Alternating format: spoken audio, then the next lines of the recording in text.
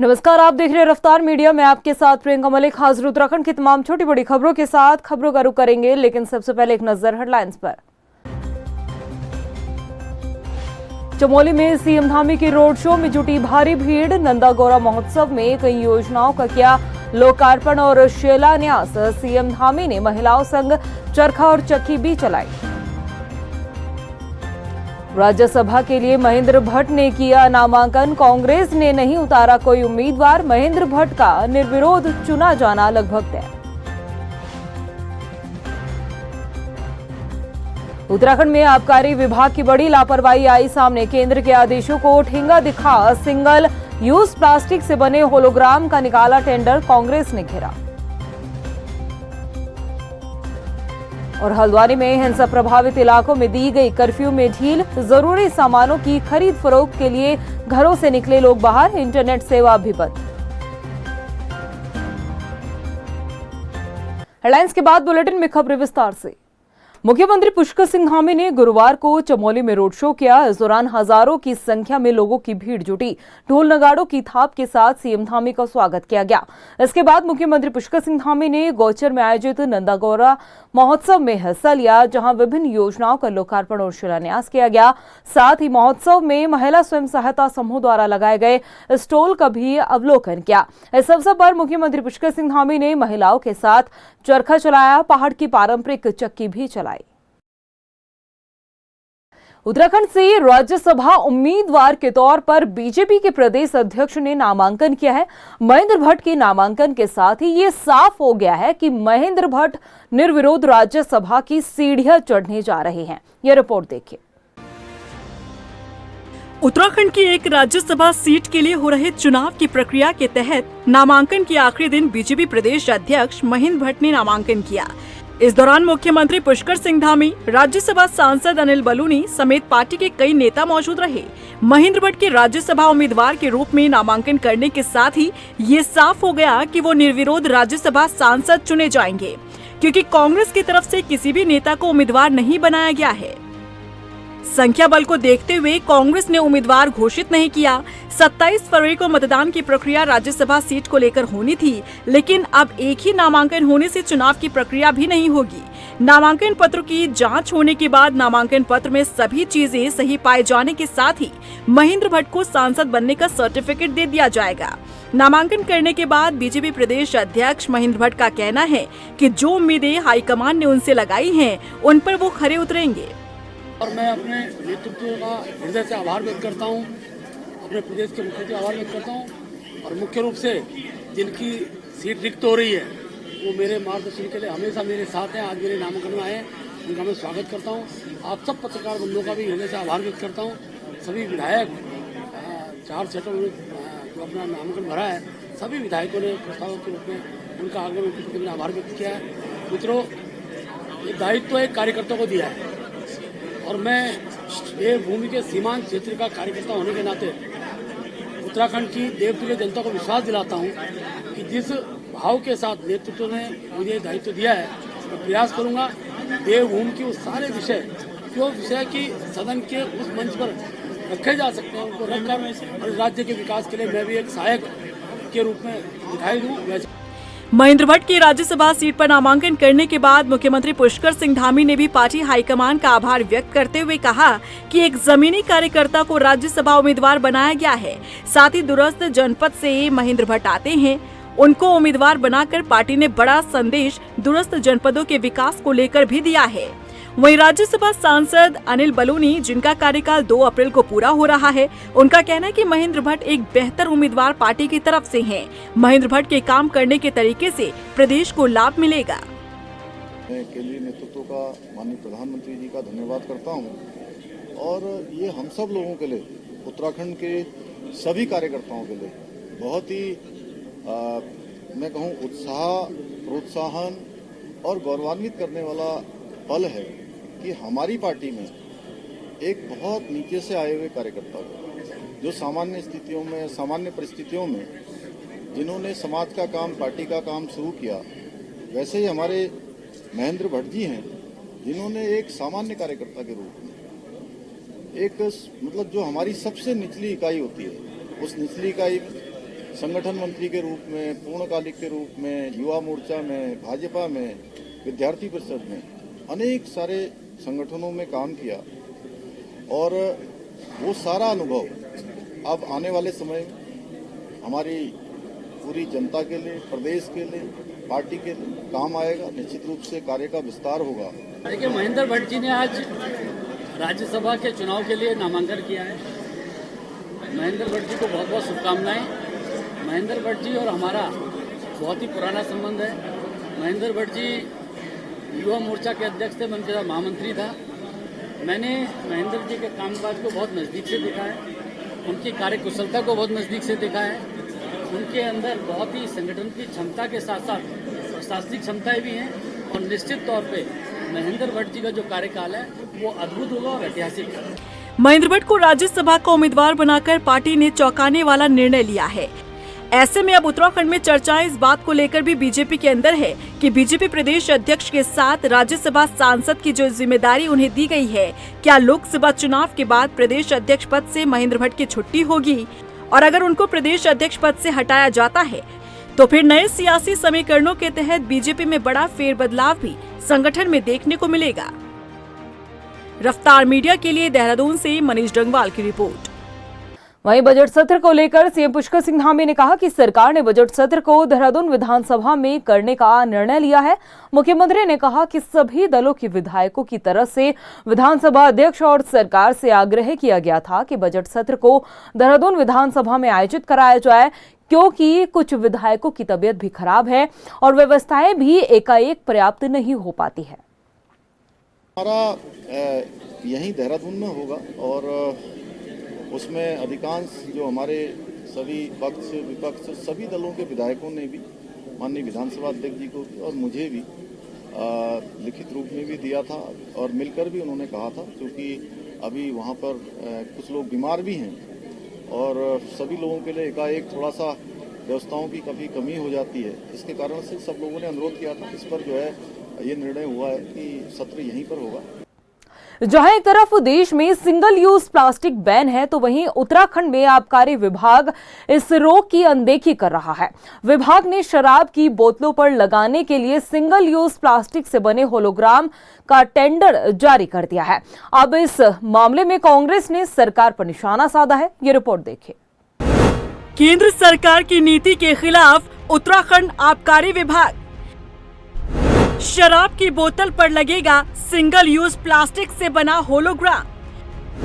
कांग्रेस ने विभाग की मंशा पर खड़े किए सवाल। 150 करोड़ होलोग्राम के लिए निकाला गया टेंडर। उत्तराखंड में पीएम मोदी के निर्देश का नहीं दिखा असर। देश के प्रधानमंत्री नरेंद्र मोदी ने आम जनता से सिंगल यूज प्लास्टिक से देश को मुक्ति दिलाने की अपील की थी, ताकि इससे होने वाले प्रदूषण से देश को बचाया जा सके। लेकिन लगता है कि केंद्र सरकार के इस निर्देश का उत्तराखंड के आबकारी विभाग पर कोई असर नहीं पड़ रहा, क्योंकि हाल ही में आबकारी विभाग ने जो फैसला लिया है वो पीएम मोदी की अपील की अवहेलना करने जैसा है। दरअसल विभाग ने शराब की बोतल पर लगने वाले होलोग्राम के लिए टेंडर निकाला है और ये सिंगल यूज प्लास्टिक से बना 150 करोड़ होलोग्राम होगा।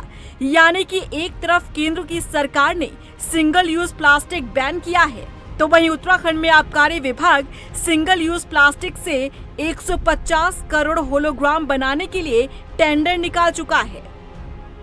विभाग के इस कदम का मुख्य विपक्षी दल कांग्रेस ने विरोध किया है और सरकार की मंशा पर सवाल खड़े किए हैं। सिंगल यूज प्लास्टिक को लेकर प्रधानमंत्री ने जो निर्देश दिए थे लाल किला की प्राचीर से, उसका आप उल्लंघन कर रहे हैं। आपने एक टेंडर किया है जिसमें 150 करोड़ प्लास्टिक होलोग्राम्स अब दारू की बोतलों में लगाए जाएंगे, जो हमारे पर्यावरण का नुकसान करेंगे। और पीएमओ के कहने के बावजूद भी आप उसका उत्तर सही से नहीं दे रहे हैं। इसमें कहीं ना कहीं बड़ी साजिश की बू आती है। उसके विषय में हम लोगों ने बात की है। 36 माइक्रोन के होलोग्राम सिंगल यूज प्लास्टिक के लगने वाले हैं, जो निश्चित ही निंदनीय है और उत्तराखंड के पर्यावरण को खराब करने वाला है।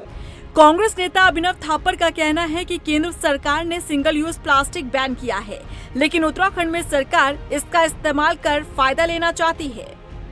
एक्सपर्ट कमेटी कहती है कि जो प्लास्टिक्स बहुत छोटे हैं साइज में, उनको तो किसी भी तरीके से बैन करना पड़ेगा, क्योंकि वो एक तो वो उठाए नहीं जा सकते, नेकेड आई से दिखते नहीं है। तो आप ये सोचिए 150 करोड़ होलोग्राम 36 माइक्रोन पे, 1 माइक्रोन होता है, अगर मैं आपको बताऊं 10⁻⁻⁶ ऑफ अ मीटर, तो 1 मिलीमीटर का भी 1000वां हिस्सा 1 माइक्रोन है। तो 36 माइक्रोन को नेकेड आई से आप देख भी नहीं सकते। उसके जब हमारे गंगा में, ग्लेशियर में, हिमालय में, इधर हरिद्वार में, चारों तरफ उत्तराखंड में 150 करोड़ लेवल जब ये फैलेंगे तो एक कितना बड़ा ये प्लास्टिक फुटप्रिंट छोड़ने वाले हैं। बता दें कि कांग्रेस 150 करोड़ होलोग्राम का टेंडर निकालने के बाद से ही इस फैसले का विरोध कर रही है। इस मामले पर राजनीति अपनी जगह है, लेकिन उत्तराखंड में पर्यावरण संरक्षण की चिंता अपनी जगह।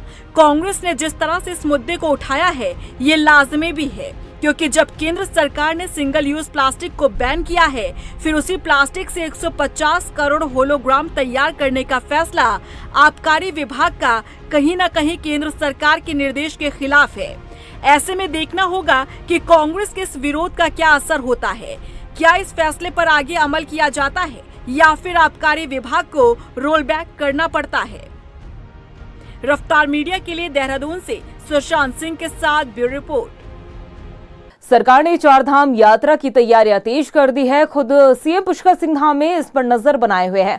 मुख्यमंत्री ने कहा है कि बद्रीनाथ के कपाट खोले जाने की तारीख का ऐलान हो चुका है। ऐसे में चारों धामों में व्यवस्थाओं को लेकर काफी तैयारी की जा रही है, ताकि पर्यटकों को और जो श्रद्धालु आएंगे उन्हें किसी भी तरह की कोई परेशानी न हो।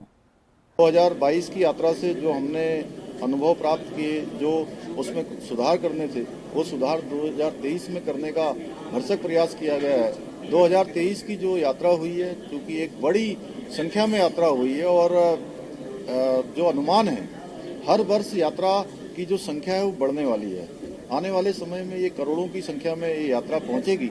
अभी 56 लाख तक पहुंची है, तो उसके अनुरूप ही सारी जो अवस्थापना सुविधाएं हैं, आवास की, परिवहन की, आने जाने की, पार्किंग की, पेयजल की, उन सब पर हम लोग एक फोकस कर रहे हैं और उसी के अनुरूप योजना बना रहे हैं। चारधाम यात्रा में जो भी सहूलियतें हो सकती हैं, आने वाले यात्रियों को जो सुविधाएं मिल सकती हैं, उनकी यात्रा जिससे सरल हो, सुगम हो, वो सब काम हम प्राथमिकता से कर रहे हैं।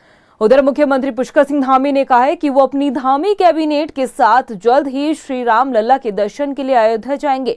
मुख्यमंत्री ने कहा कि इसके पहले 2 फरवरी को अयोध्या में श्री राम लल्ला के दर्शन करने का कार्यक्रम तय हुआ था, लेकिन अयोध्या में श्रद्धालुओं की भारी भीड़ को देखते हुए ये कार्यक्रम आगे बढ़ा दिया गया है। देखिए, वो हमारा पहले से भी प्लान था और 2 तारीख को फरवरी को हमारा जाने का पहले कार्यक्रम बना था पूरी कैबिनेट के साथ। बीच में चूँकि बहुत ज़्यादा श्रद्धालुओं की वहाँ पर संख्या होने के कारण से हम सब लोगों ने तय किया कि किसी भी श्रद्धालु को, वहाँ पर राम भक्त को हम लोगों की वजह से कोई परेशानी न हो, इसलिए सब लोगों ने तय किया कि थोड़ा वहाँ पर स्थिति सामान्य हो जाएगी। जब सामान्य रूप से दर्शन प्रारंभ हो जाएंगे तो हम जाएंगे। तो अब आगे की 2-3 तिथियाँ आई हैं, उन 2-3 तिथियों में से किसी भी तिथि में जिस दिन भगवान राम बुलाएंगे उस दिन हम सब पहुँच जाएंगे। वहीं हल्द्वानी के बनभूलपुरा हिंसा मामले में घटना के 8वें दिन कर्फ्यू में कुछ हद तक रियायत दी गई है।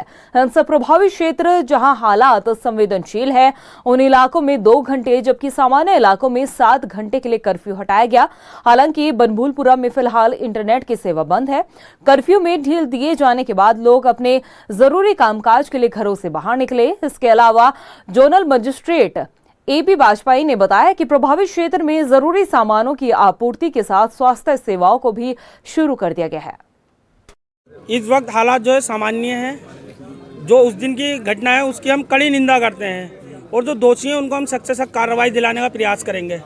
और जो लोग यहाँ पर बेकसूर हैं उनके लिए हम सरकार से, जो हमारे शासन के लोग हैं वो हमारा फुल सहयोग कर रहे हैं। हम उनसे भी यही विनती करेंगे हाथ जोड़ के कि जो लोग बेकसूर हैं उनको बिल्कुल बाइज्जत बरी करा जाए। देखिए, कर्फ्यू के बाद से लगातार क्षेत्र में निगरानी की जा रही है और इम्प्रूवमेंट है। माहौल बहुत तेज़ी से सामान्य हो रहा है। उसी के देखते हुए कर्फ्यू में ढील दी गई है। कुछ स्थानों पर 2 घंटे की ढील है, कहीं पर उससे अधिक ढील दी गई है।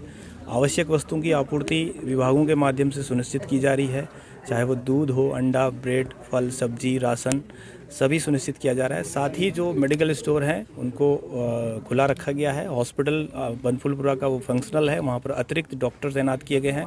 उधर हरिद्वार में स्वास्थ्य विभाग और ईएसआई ने संयुक्त तौर पर सिडकुल में स्वास्थ्य शिविर का आयोजन किया, जिसमें कर्मचारियों का स्वास्थ्य प्रशिक्षण करने के साथ ही उन्हें संक्रमित बीमारियों को लेकर भी जागरूक किया गया है। ईएसआई के मुख्य चिकित्सा अधिकारी ने बताया कि कर्मचारी अपने स्वास्थ्य पर ध्यान दें, इसी उद्देश्य से स्वास्थ्य शिविर का आयोजन किया गया है। ईएसआईसी का 73वां ऑब्जर्वेशन पखवाड़ा चल रहा है, जिसमें कि सभी जो हमारे कामगार हैं उनका स्वास्थ्य परीक्षण होना है और उसमें हम लोगों ने आई कैप और एड्स के संबंध में जानकारी हमें दिलवाई है और ये एक तरह से ईएसआईसी के साथ स्वास्थ्य विभाग भी हमारे साथ में बढ़ चढ़ के हिस्सा ले रहा है। और आज हम रिलैक्सो कंपनी में हैं और जिसको कि हमारी गोविंदपुरी ईएसआई गोविंदपुरी डिस्पेंसरी और जो हमारा ईएसआई स्टाफ है उसके सहयोग से हम लोग इसको करवा रहे हैं यहाँ पे। वहीं अल्मोड़ा में सोबन सिंह जीना विश्वविद्यालय के शिक्षा संकाय में बीएड और एमएड प्रशिक्षकों की सामाजिक सहभागिता को बढ़ाने के उद्देश्य से एक सप्ताह का सामुदायिक विकास कार्यशाला का आयोजन किया गया। कार्यक्रम को लेकर विभागीय अध्यक्ष प्रोफेसर भीमा मनराल ने बताया कि इस कार्यक्रम में महिला सशक्तिकरण, पर्यावरण संरक्षण, घरेलू हिंसा, जल संरक्षण के साथ ही कई सामुदायिक कार्य को लेकर प्रशिक्षकों को जागरूक किया जा रहा है, ताकि वो आने वाले समय में स्कूल छात्रों को इन मुद्दों पर जानकारी दे सके। वहीं मसूरी के माल रोड में मोबाइल की दुकान से हुई चोरी का पुलिस ने खुलासा कर दिया है। कोतवाल अरविंद चौधरी ने बताया कि सीसीटीवी की मदद से आरोपी की पहचान कर ली गई और उन्हें गिरफ्तार कर लिया गया है। उन्होंने बताया कि आरोपी नाबालिग है। पुलिस ने उसके पास से चोरी किए गए 6 मोबाइल फोन भी बरामद किए हैं। चोरी की घटना का खुलासा करने पर मसूरी व्यापार मंडल ने पुलिस टीम को शॉल पहनाकर सम्मानित भी किया। दरअसल कुछ दिन पहले हमारे यहाँ जिस तरह रात को दुकान तोड़ के मोबाइल की दुकान से काफ़ी मोबाइल चोरी किए गए, तो इस टाइप की घटना हमारे मसूरी में बहुत ही कम देखने को मिलती है। हमारे यहाँ थोड़ी आसपास कैमरे भी बहुत कम हैं, फिर भी हमने कई दिन तक हमारे टीम ने अथक प्रयास करके इसको सफल अनावरण किया है और सभी मोबाइल और जो भी धनराशि है वो बरामद की है। प्रदेश की खबरों में इतना ही, फिर हाजिर होंगे कुछ खास खबरों के साथ। तब तक के लिए मुझे दे इजाजत, नमस्कार। चमोली में सीएम धामी के रोड शो में जुटी भारी भीड़। नंदा गौरा महोत्सव में कई योजनाओं का किया लोकार्पण और शिलान्यास। सीएम धामी ने महिलाओं संग चरखा और चक्की भी चलाई। राज्यसभा के लिए महेंद्र भट्ट ने किया नामांकन। कांग्रेस ने नहीं उतारा कोई उम्मीदवार। महेंद्र भट्ट का निर्विरोध चुना जाना लगभग तय। उत्तराखंड में आबकारी विभाग की बड़ी लापरवाही आई सामने। केंद्र के आदेशों को ठेंगा दिखा सिंगल यूज प्लास्टिक से बने होलोग्राम का निकाला टेंडर, कांग्रेस ने घेरा। और हल्द्वानी में हिंसा प्रभावित इलाकों में दी गई कर्फ्यू में ढील। जरूरी सामानों की खरीद फरोख्त के लिए घरों से निकले लोग बाहर। इंटरनेट सेवा भी बंद।